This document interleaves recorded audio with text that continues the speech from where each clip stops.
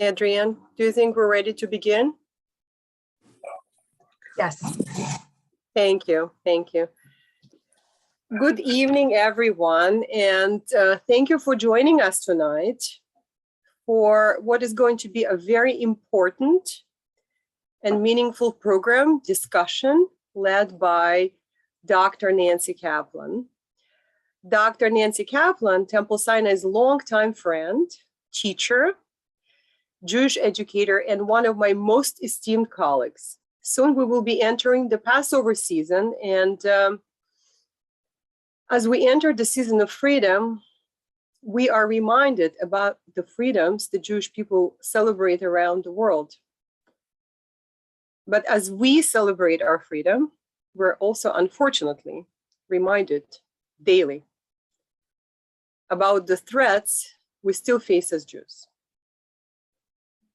The COVID pandemic has accelerated the rise of hatred against Jews and Israel all over the world, and even in our community. Our communities, our college students are being targeted in person and online. Shocking numbers of high school students, some of them I know personally, experienced antisemitism from classmates, in person or online. And sadly, on college campuses, students continue to face many forms of bigotry. Here at Temple Sinai, with your help, with your participation, and with your support in programs like tonight, we are expanding our efforts, our educational offerings about antisemitism to truly meet the challenges confronting our community, our families, and our students. Tonight's program is offered as part of the Holocaust and Jewish Resistance class. We are blessed to have Abby and Richard Lusky as our Holocaust and Jewish Resistance class educators. They have been teaching the class for the past 25 years. And now I invite Abby Lusky to say a couple of words of introduction for tonight. Abby. Good evening, and welcome to this very important discussion of what we can do as parents to help our children prepare to go to college, even if college is still a few years away. It's important that they learn to effectively and with courage face anti-Semitism and hate with proper information of what to do. As someone who has been teaching Holocaust for over 30 years, I am particularly sensitive to the words, the signs, and the actions that appear to be motivated by anti-Semitism. When in the late winter of 2019, right before the pandemic, the parent of a former sixth grader in my Sinai course told me about their child's having been targeted of anti-Semitic remarks in a local school district, I realized that the growing anti-Semitism on college campuses and in other parts of our country had found commonplace on Long Island. I knew I had a responsibility to address it more directly in my sixth grade class, but I wasn't sure exactly what to do and how to do it. The focus of the study I undertook personally at that time was directed at the question of how to teach young middle school students how to recognize and react to anti-Semitism.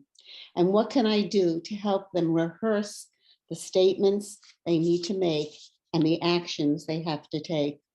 With the help of Kenta Elena, I connected with Dr. Nancy Kaplan, who first spoke with my students in the spring of 2021, and then again this year. And what a difference that connection has made for me and for my students.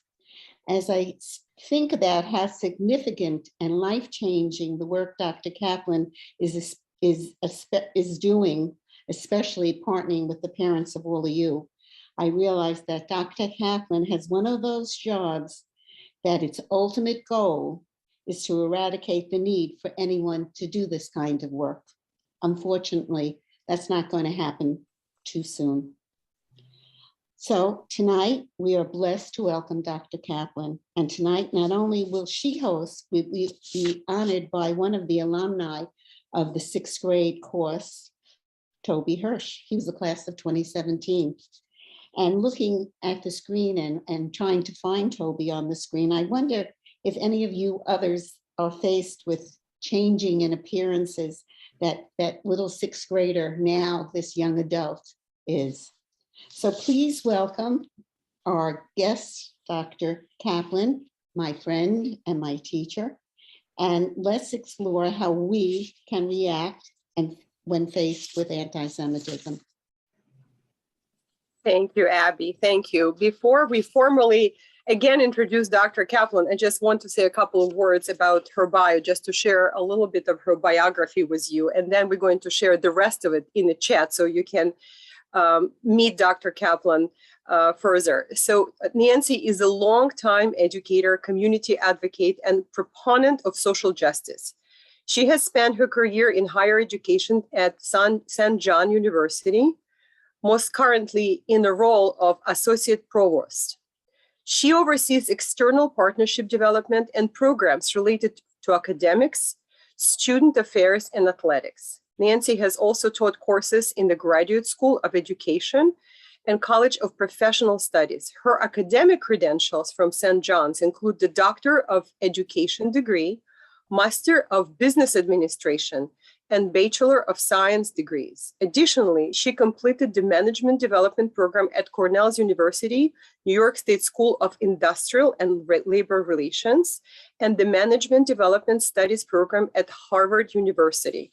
And you can learn more about Nancy in the chat. We're going to post her bio. And I also would like to invite our second panelist. We're going to have Toby Hirsch, who is a junior at Whitley High School, and Adam Leibovitz, who is a former student of Temple Sinai Religious School. He is part of the teen program nowadays, and he is a senior at Roslyn High School.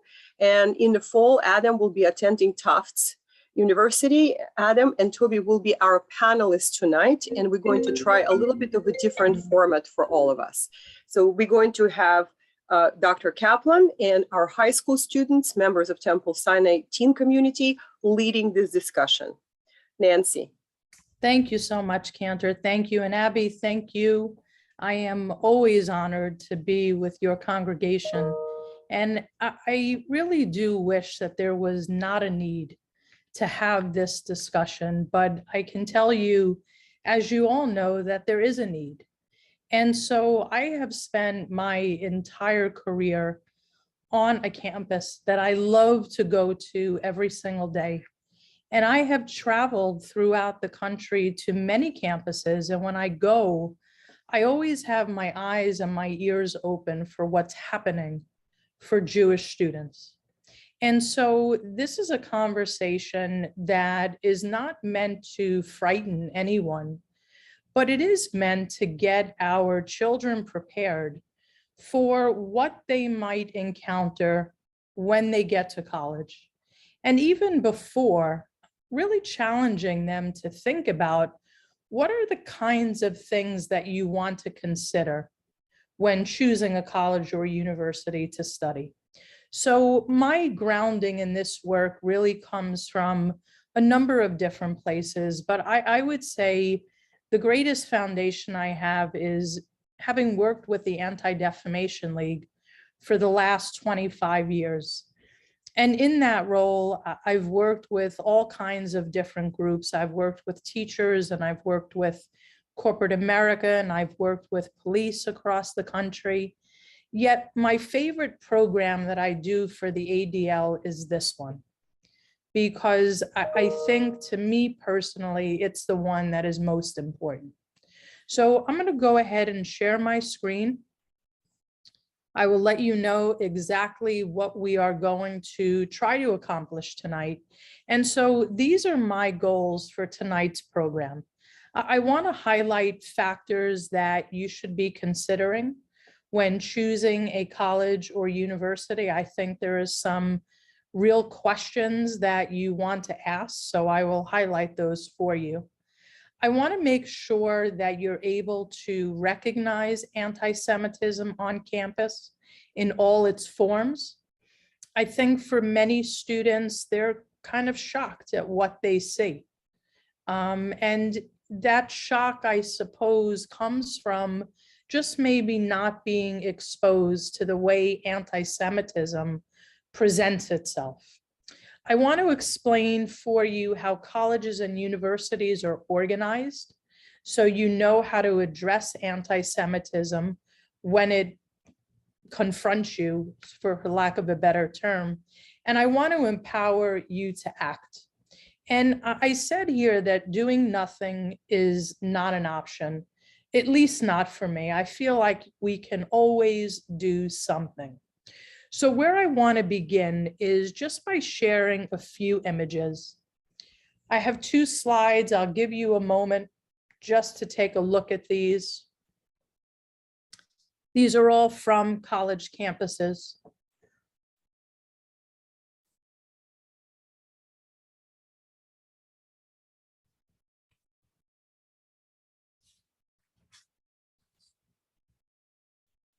And I just want to open it up to ask you, when you see these images, how does it make you feel?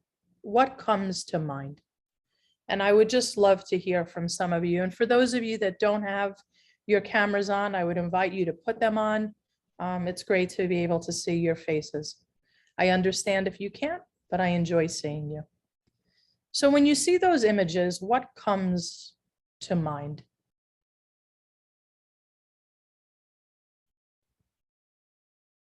So how about I start with Sienna?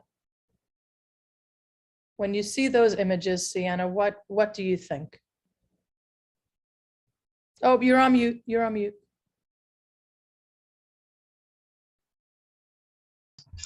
Hi, sorry. Sienna's my daughter. I'm Tracy. Oh, hi, Tracy. Sorry about that. I don't know what I'm doing. I mean, what comes to mind is it's horrible. It's disgusting. It's hatred.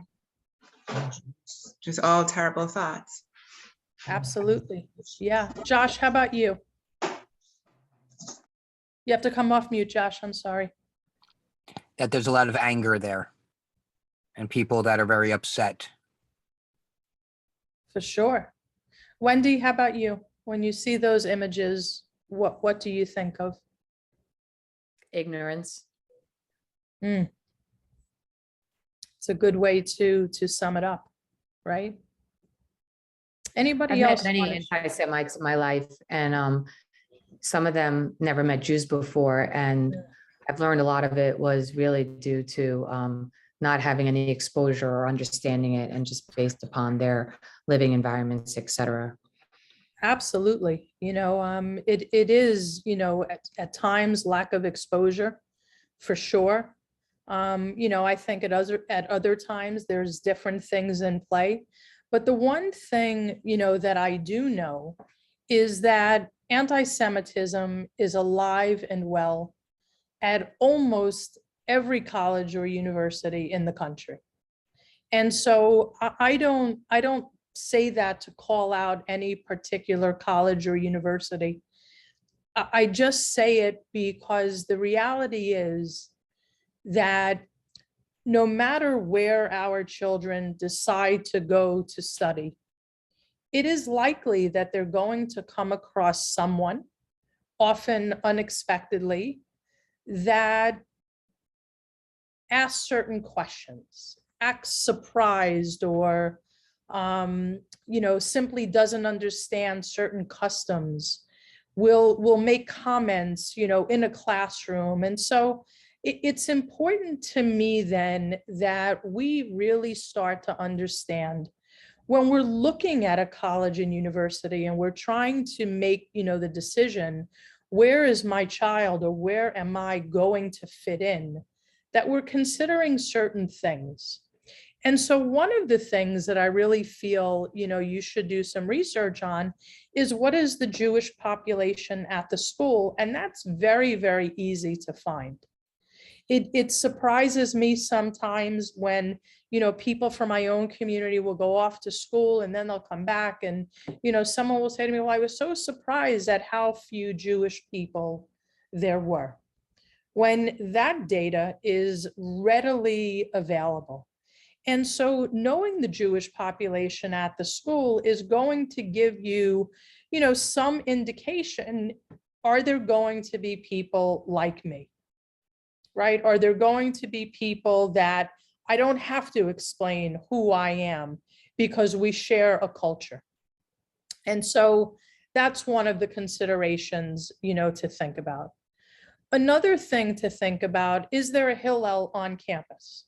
Now, whether or not someone decides to be involved with the Hillel is a totally different story. There is value in even knowing is a Hillel on campus. So my younger son went to the University of Central Florida. My older son went to Lafayette College. You couldn't have two campuses that are more different than those. So Lafayette is one of the smallest colleges in the country, and University of Central Florida is one of the biggest 2 or 3 with over 60,000 students. When we visited both of them, one of the things that we asked, is there a Hillel on campus? Because then there was a sense that there would be people that, they could hang out with, that if they wanted to find, a nearby service, they would have people to do that with, that if there was an issue on campus, there would be someone that they could talk to. And so it was important for us to know that. Another thing to think about, is there a Jewish Student Association? So at St. John's University, where I was a student and where I've worked now for 31 years, we don't have a Hillel. We're a Catholic university, yet we have a thriving Jewish Student Association. And every common hour, so every 2 weeks, we have what we call common hour, where students get together with their organizations and clubs. Our Jewish Student Association has a mixer, right? And it's attended by over 150 people. It's a close-knit friendship. And so that is an alternative to a Hillel on campus. Another thing to consider are Jewish holidays recognized as days of religious observance. So for some people, that won't be so important, but for other people, it will be important. And so if you find, like it is at many, many colleges, that Jewish holidays are not recognized, there are certain things that you want to do to make sure that you're being given proper time to celebrate the holidays. But if you find that Jewish holidays are recognized, that gives you a sense of the value for the Jewish population at the school. And then the last thing that I think is really, really important is for you to find out, has there been anti-Semitic activity on campus? And if so, how has it been addressed?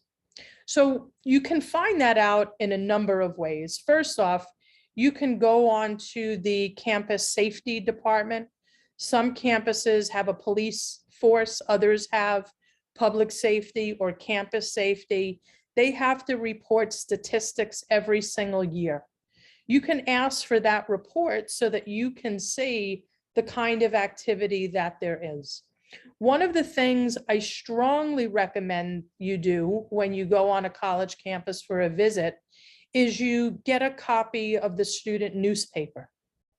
And you'll see in that newspaper if there are any editorials, if there are any advertisements that would give you cause for concern.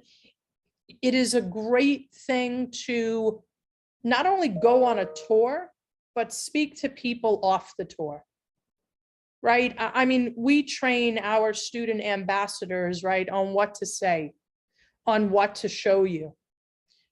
Speak to the average student walking across campus. If Hillel is not part of the tour, go to the Hillel. If there's a theology department, see if there's a rabbi that's part of the teaching staff and have a conversation with them. And that will give you very, very good insight as to whether or not you're going to feel comfortable on this given campus. Okay, so those are just some of the things that you can consider. So let's talk about the different ways that anti-Semitism can show up. Well, it can show up interpersonally, right? So where do we see this sometimes?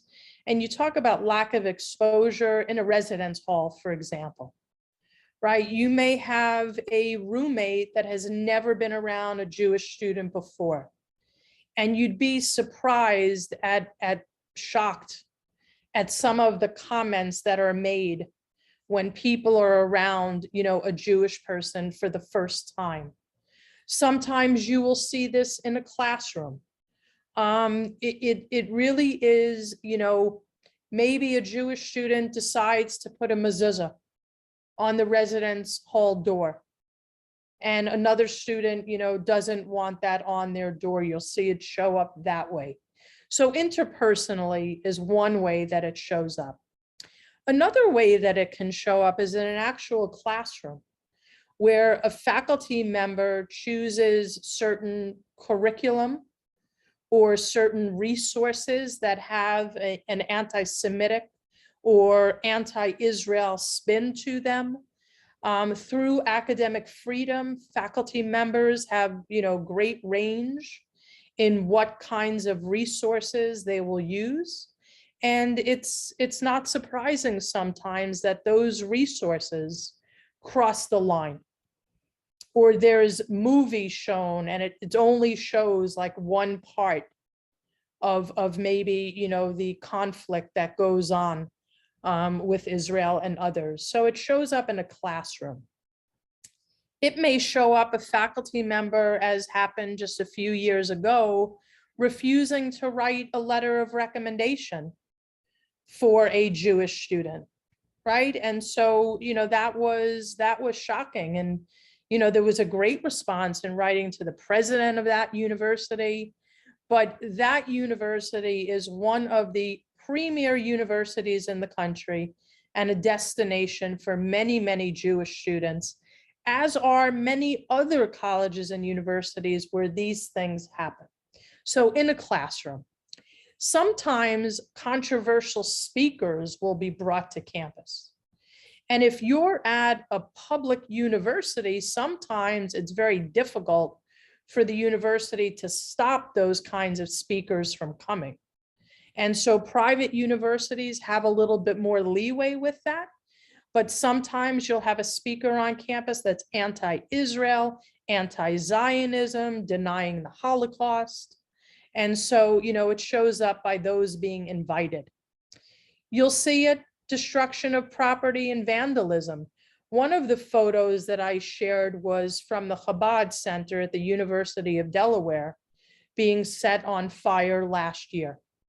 You'll see it on swastikas. You'll see it on desecration of maybe religious books on campus. So you'll see it in terms of vandalism in many areas. You'll see it in terms of editorials in student newspapers, right? Some of the things that people will write, some of the things that might be advertised in a student newspaper. And that's why I recommend you pick up that student newspaper, because that will give you the real feel for what's happening on that campus. Another way it will show up is lack of funding for Jewish organizations through student government.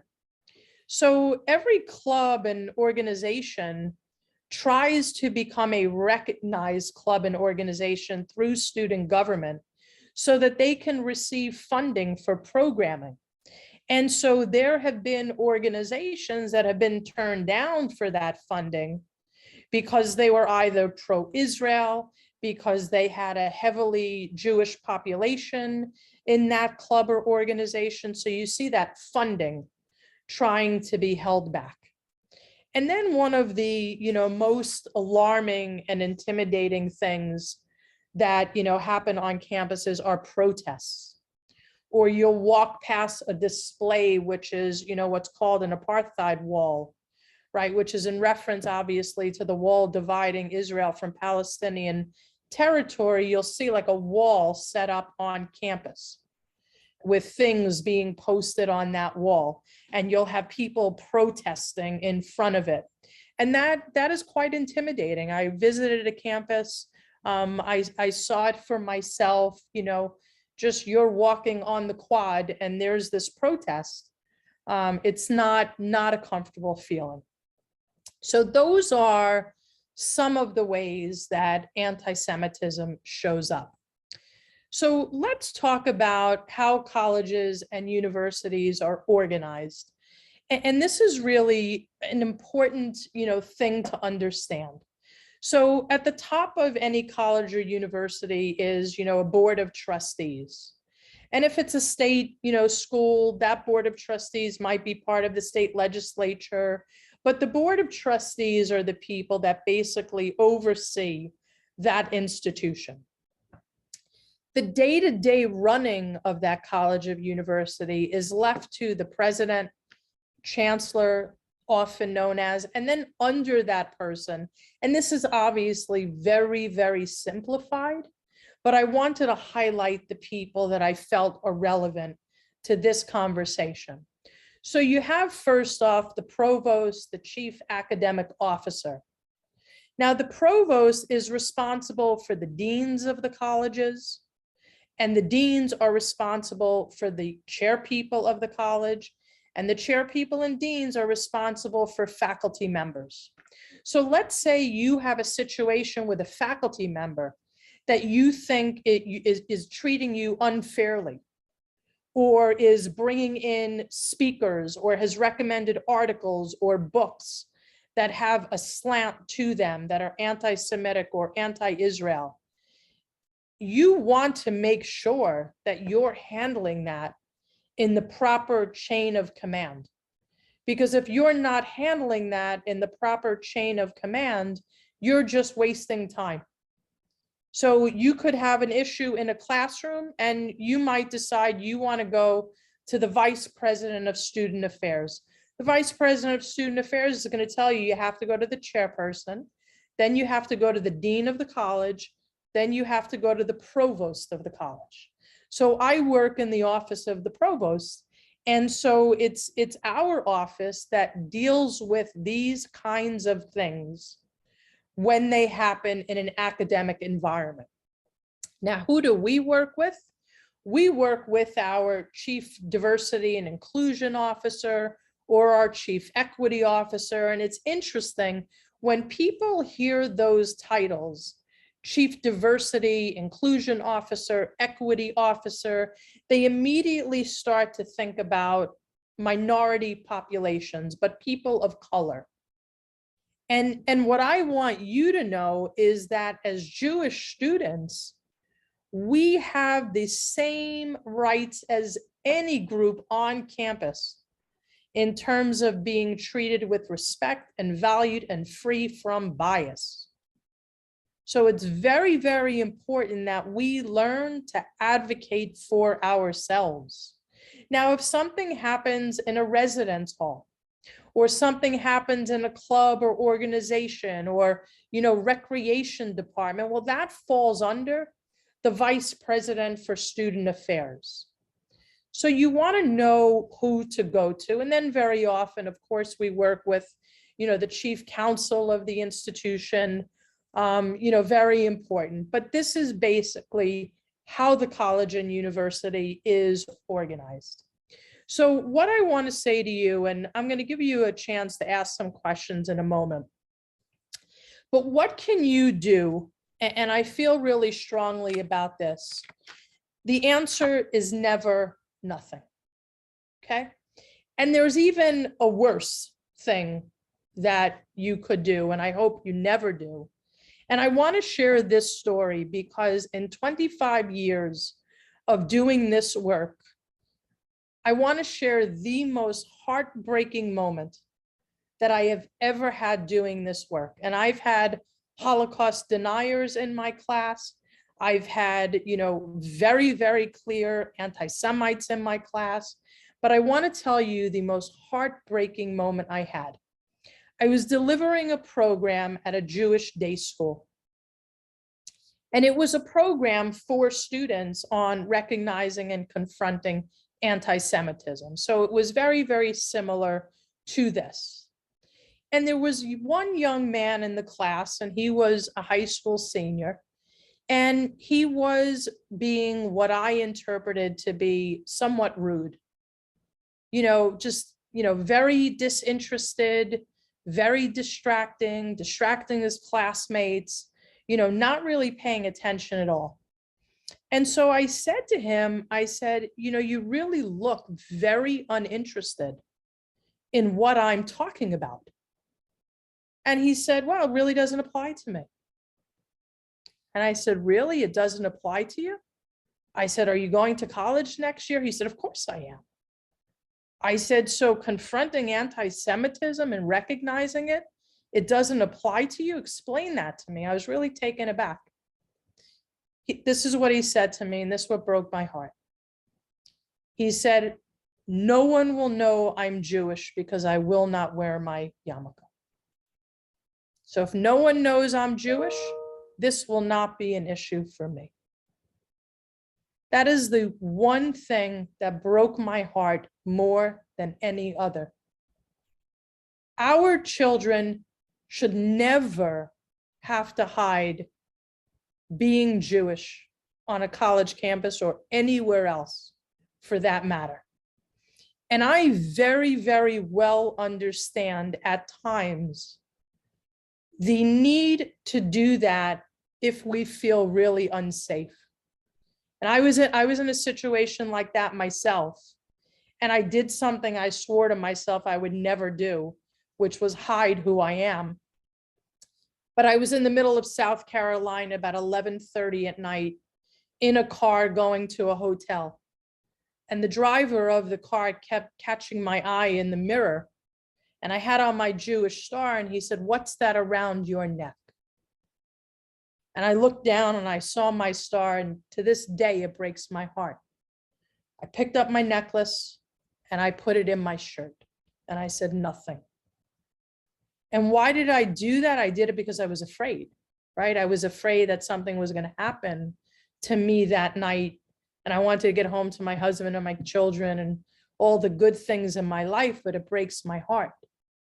And so to hear this, young boy say, well, no one's going to know I'm Jewish on a college campus, to me is completely unacceptable.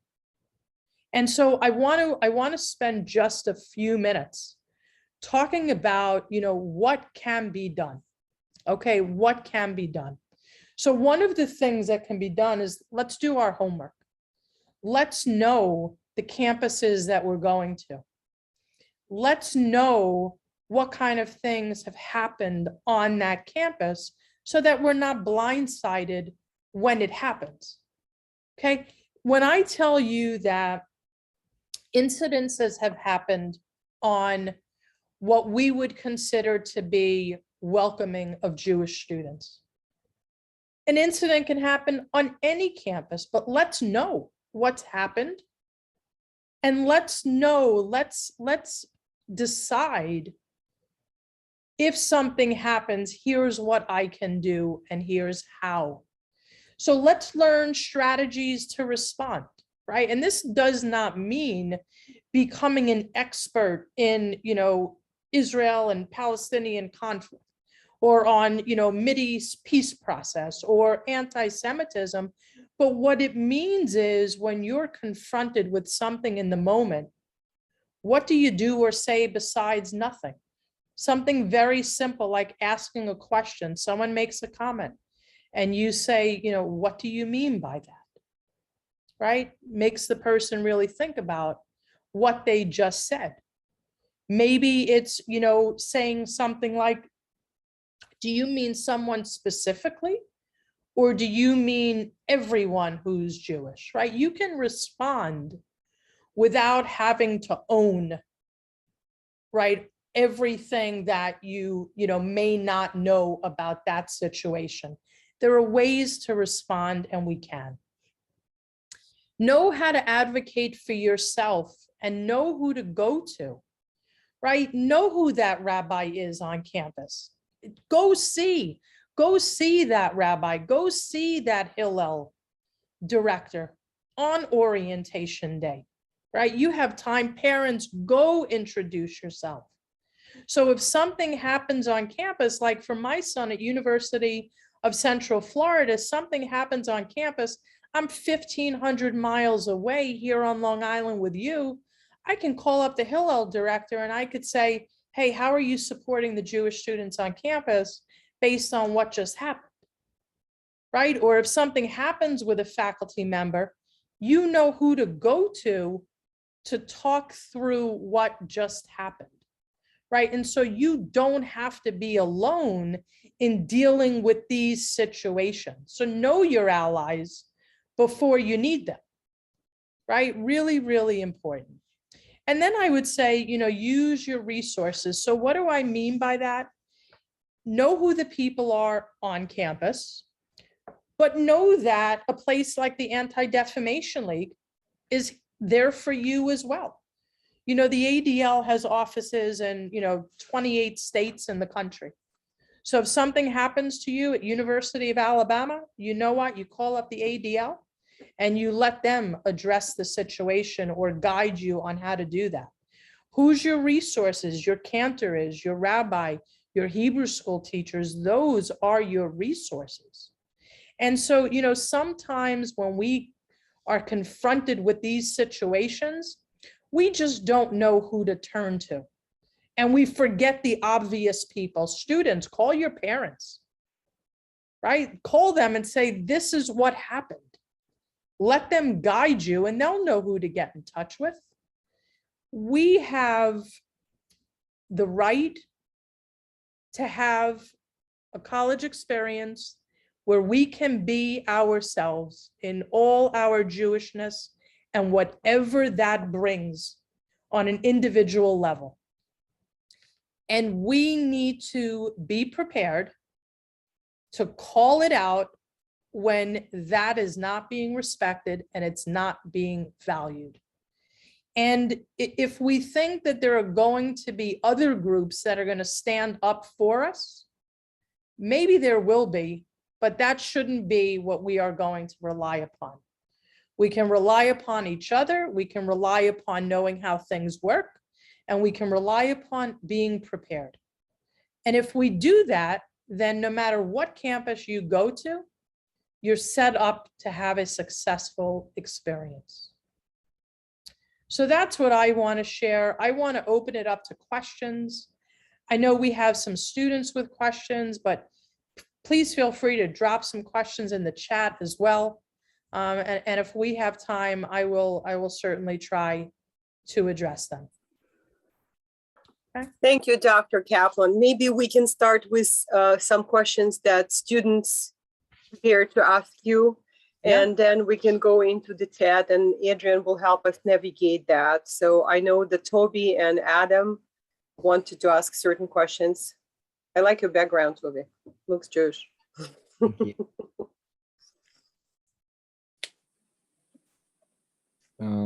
When you go on a campus visit, how can you tell if the college is welcoming of Jewish students? Yeah, there's several things that you can do. First off, knowing before you go, what's the Jewish population, what kind of holidays are celebrated, is there that Hillel on campus? But a great thing to do, walk through the student union building and look at the bulletin boards, right? See what kinds of things are being advertised. Read that campus newspaper, like I said.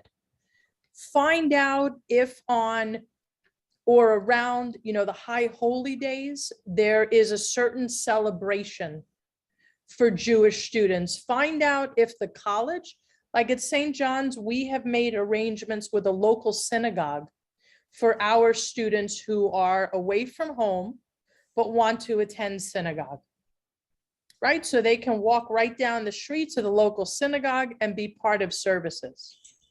So, when students ask us, well, what kinds of things do you do for Jewish students?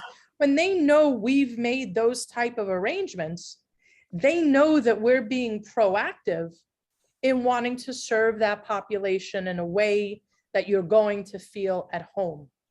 And that's what you're really looking for when you're looking at a college or university.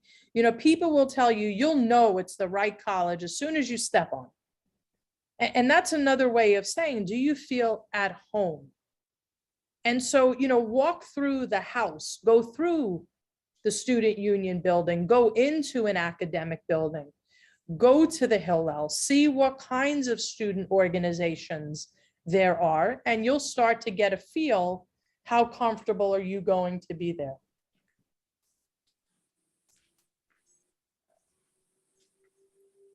What's next? Okay, so I was wondering what I should do if I'm in a class and if the students or maybe even the professor shares views against Israel other than just doing nothing. So the first thing to think about is, do I respond right now or do I wait until later? And, you know, sometimes it's really hard in the moment to gather yourself together and then approach the situation in the way you would want to approach it. So first determine, you know, do I say something right now? And maybe you ask a question, but there are other things that you can do beyond that. You know, the first thing is, depending on the relationship that you have with the professor, maybe you can speak to the professor after class. Every faculty member, for the most part, has something called office hours, right? It's 3 or 4 or 5 hours a week that they're sitting in their office where they are supposed to be meeting with students. And most students never take advantage of going to see a faculty member during office hours.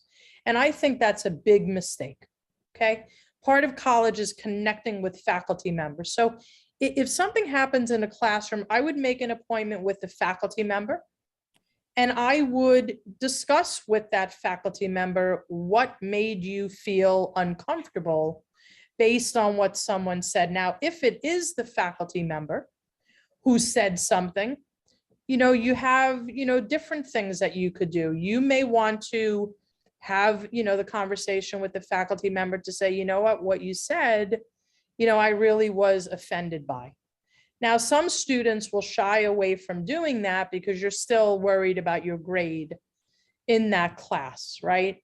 And so it may be that you find one of those trusted people on campus and you talk through what it is that bothered you. You don't know, this faculty member may have said something, done something, it may be part of a pattern, right? And so talking it through with someone you trust, really important. You may want to, you know, offer a resource to the faculty member.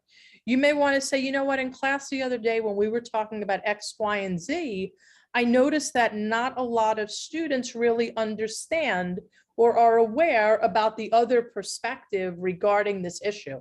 Can I share an article that you might give out to the class so that we could talk about that other perspective? You know, the reality is that many college students speak from a very, very limited perspective because they don't have the other perspective. So if we can help provide information to share the other side, then that's a great way to do it. Okay, so it's really, you know, deciding, do I want to go to the faculty member directly? Do I have to speak to someone about the faculty member because of what happened? Do I have a resource that I could introduce? So, you know, you want to do something, you know, beyond nothing, and you can. Okay, thank you. Yeah, I was also, can you answer one more question? sure. I was wondering what can I do if my school doesn't cancel classes on major Jewish holidays? So like if I wanted to go home for a holiday and classes weren't being canceled, is there anything I could do about that? Yeah, so first off, the registrar of the college is the person who oversees the building of the academic calendar. So you may want to ask the registrar, is there a possibility of these days being recognized? Now, the likely answer is going to be no. Okay, if they're not doing it already, they're probably not doing it. So at St. John's, for example, we do not close for the Jewish holidays. Now, I choose not to go to work, and we have students that choose not to go to school. But what faculty members are told is that you cannot give any exams on those days. If you have assignments that are due on those days, you have to give your Jewish students extra time to be able to do it. And you want to, if you're covering new material, you want to be sensitive to the fact that our Jewish students are not going to be there. Dr. Kaplan, I just want to say something, if you don't Yeah. mind, because this happens to me. I went to a school that did not have a lot of Jewish people. And Yeah. this was a gazillion years ago. So Adam, when you get your syllabus, it tells you when you have your tests or your assignments. I went up to the teacher very Yep. nicely, and the teacher had no problem. I'd probably do that route before I went to the registrar or anything like that. In fact, they gave an examination on Yom Kippur, and I was like, what? I can't believe school's open. And because you grew up in Roslyn, we have so many Jewish people, I was Yeah. shocked. And they were very accommodating. And I think that my first response would be to go to the teacher alone or at their classroom hours. And if they say no, which I can't imagine they would, then go someplace higher up. And Wendy, thank you, because you saved me the trouble, but that's exactly right. Faculty members are generally very understanding. And so it's your responsibility to communicate the need, giving the faculty member the opportunity to make that accommodation, and most will without question. So excellent. Thank you, Wendy. That's great advice. Thank you. Yeah. Other questions? What are some ways that I can get involved on campus so that my Jewish perspective is heard? So great question. So first off, joining a club or organization is a great way to meet other people on campus and just start to enjoy campus life. But one of the things that you might want to consider is eventually running for office for one of those clubs. Doesn't have to be even like running for office. Sometimes, like, I became president of the Sport Management Society. When you're president of a club or organization, you're now invited to the student Congress conversations.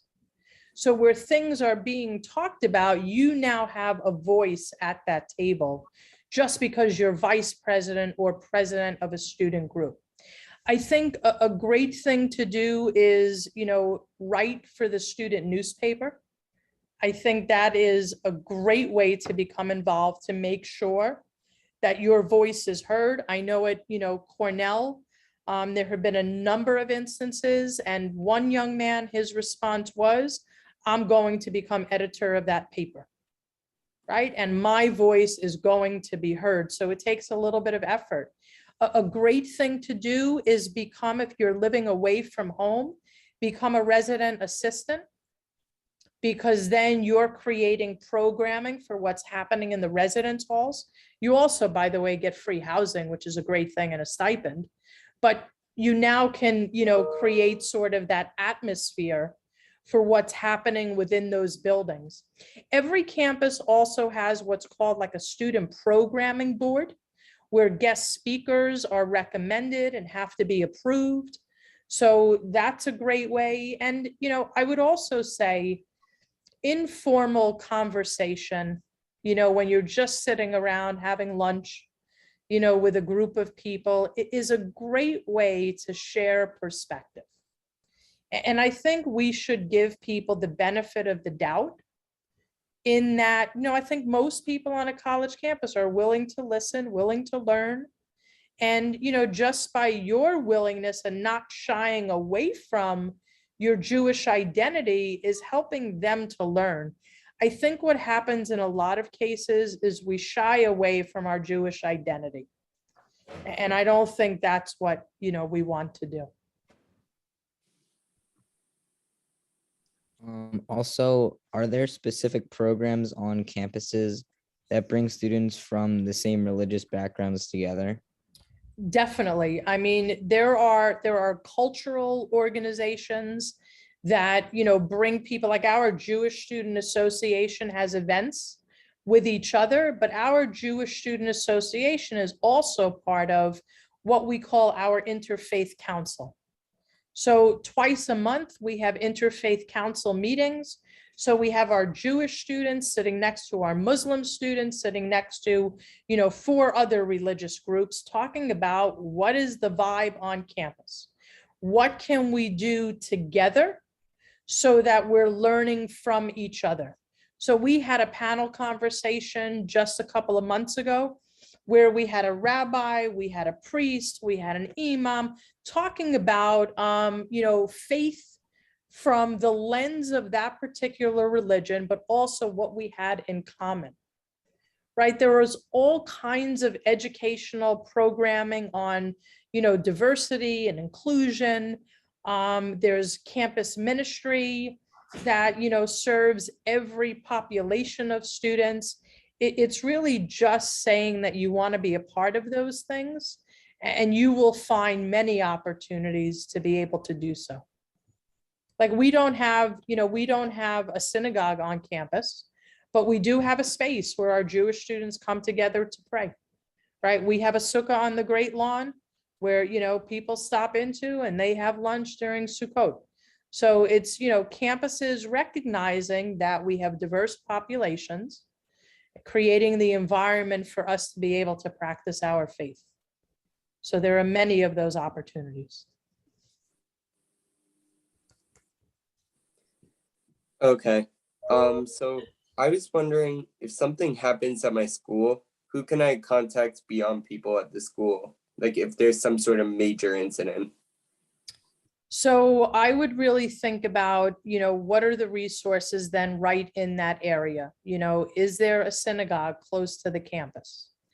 If there's, religious leaders that are in touch with your school, maybe you don't need to call an anti-defamation league, but that's always an option for you. I think calling back to, your own synagogue is important. It's, and Cantor, correct me if I'm wrong, but I'm sure you have, connections with many cantors across the country. In fact, I know you do, because you just hosted an incredible event with cantors from all over. And so, it's a very, very small, world, I would say, that if Yes. something happens, Cantor, you Yes. probably have plenty of people. We have plenty of people we know all around the United States and in Canada. And in fact, we do help students make connection with Hillels and local synagogues even before they go to the campus, even before they leave home to go to, Adam will be in Tufts. So we for sure can connect students with the local clergy, with our colleagues in wherever the students are, California, North Carolina, you name it. And it always is wonderful to connect with the local synagogues. I know we have a number of students from local colleges and local medical school and local law school who attend our services on Friday night. And because they were introduced to us either by our members or by clergy friends from other congregations when they knew that these students will be moving to the island. So it is absolutely a possibility, and we're always very happy to help with that. The other thing I would say also, particularly for, new students to a college, if something happens, reach back to the synagogue, because there's also alumni quite likely that you could connect with from that institution, from your home community, that could kind of, put some context around what happened, who you could go to, and that information becomes very powerful also, because then alumni become involved as well, right? So depending on how big the incident is, there are different resources, at your fingertips. So we are coming up on 5 minutes, and are there any questions in the Sorry, chat? can I ask you a question? Yes. What are your thoughts about what happened in Connecticut, and if you've heard about that. I'm not sure specifically what you're referencing. Could you share? There was an incident that I think the dean of the school was going to a visit to Israel, and they posted it online, and there was a lot of backlash, and one Jewish student became targeted in a very horrible and aggressive way. UConn, is that what you're referring to? Yes, yeah. Yeah, it's really, really unfortunate, obviously, when those things happen. And when I hear about those kinds of things, what I most immediately jump to is, what is the reaction of the president of that college? So there have been some very, very high profile colleges where things have happened where I look to, what is the response? I know that we can't always control what happens, but we can control our response to them.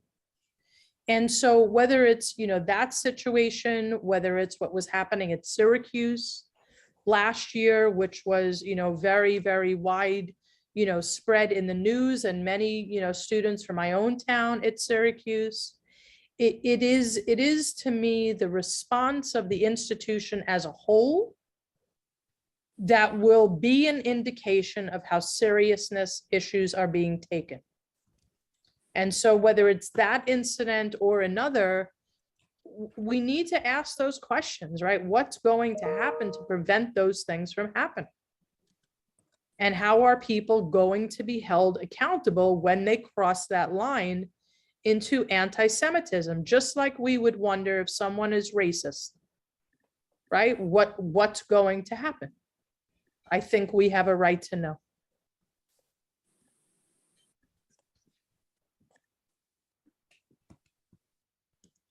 Thank you. Yes. Any other questions? I'm looking at the chat. I think we have time for another question or two. Yeah. We started a little later. Is there any chance I could ask a kind of personal question? Of Sure. course.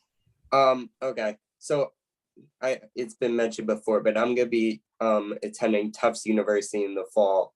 And very recently, I read this maybe like a week or two ago. They've been having a big issue there with SJP, and Tufts says, other than just their Hillel, they have a variety of other student organizations, and SJP previously was partnered with some of them, and they would have dinners together and try to have productive conversations, so forth. And they kind of recently changed their attitude and decided like they were going to make an enemy out of all these Jewish organizations and strongly condone them. So I was kind of wondering what your thoughts would be on that situation. Yeah, I mean, look, you obviously chose Tufts because there's something about the school, that you like and that you think you're really going to benefit from. And so I wouldn't want, to see you all of a sudden, make a hasty, decision. But what I would do is I would be reaching out to Hillel. And I would say, I'm an incoming student and this is what I just learned and I'm concerned. Right. And I want to know, from your perspective, like, how is this being addressed? Mhm. Right. And I think you have every right, and it would be really, really smart to make that connection now. Because there is a lot that you may not know that's happening to address it. Right. And I wouldn't want you, April, May, June, July, you're wondering like, what's going to happen, when I get to campus, where you could probably right now become part of, knowing what's happening moving forward. And I would not hesitate. I wouldn't hesitate. I would even, I would even say to you, if you can make a trip up there and meet with the Hillel people, and maybe meet, with somebody else on campus if there is that person, because you have a right to know. Right? And I think you might be pleasantly surprised what is being done to address it. And I can just tell you, working in the office that does address many of these things, we can't always talk about how we're addressing it. And so people sometimes think we may not be, but things are addressed. And I Right. think you have a right to know that. Right. That's great feedback. Thank you. I You're know very at least, welcome. at the school, like the president and university is come down very strongly against them, and that has kind of resolved the situation, but that tension is there. So I think I'm gonna really try and make an effort to be part of the Hillel, because I think having that Jewish community is important. Absolutely. And you know what? There are many students that have said to me, you know what, I'm really not gonna go to the Hillel. It's nice to know it's there. Right? So that, just on a Friday night, sometimes you just want to be with your people, especially when something happens, right? Where you don't have to, explain who you are and where you come from. And it's just good to know. And so make that connection now. It's a really, really, really nice connection to have. Thank you. Yes, of course. Thank you. I am not seeing any other. I have a comment. Sure. I just feel like a lot of the, anti-Semitic groups, or, this is SJP in this case, I just looked it up, so I wasn't really that familiar with it. But I feel like they're a lot more vocal and more resourced than, let's say, a Hillel. And so how do we try to make that change a little bit? Because everything you see in the news is related to some type of anti-Zionist movement, but yet you don't see a lot of the pro-Israel, pro-Jewish stuff going on. Yep. So I'm going to put a link into the chat. So give me just 1 second, because this is going to be a great resource for you to learn a little bit more about what's happening on campus, where there are some resources. But there are definitely groups that are very, very active, pro-Israel, definitely beyond Hillel. And it's just a matter of, learning what some of those groups are. Go to the resource that I just gave you, American Jewish Committee Campus Resources, and you will see some very, very specific groups that you can become involved with. And I think, it's definitely, good to know, for as much negativity that there's also very, very positive examples as well. A strong presence on campus, for sure. Mhm. One of the organizations that I know my son is involved in is called Stand With Us. Great example. And he's in the board of that organization. And hearing this question, Adam, I think we would benefit from bringing Stand With Us and sharing the resources that they have Definitely. on campus and off campus for high school students and for college students to go to, and even adults. It's an excellent organization. Their educational materials are really, really good. That would be great to learn more about it. Thank you. Thank It's a you. great Absolutely. organization, very, very active on campus. Thank you. Thank you. I think we're going to close now. So I want to thank you all so much for attending this excellent program. Thank you, Dr. Kaplan. Thank you. Thank you. Love studying from you and learning with you. And thank you, Toby. And thank you, Adam, for asking excellent questions. And of course, thank you, Abby and Richard Lasky, for encouraging me to add this program to our Holocaust and Jewish resistance class.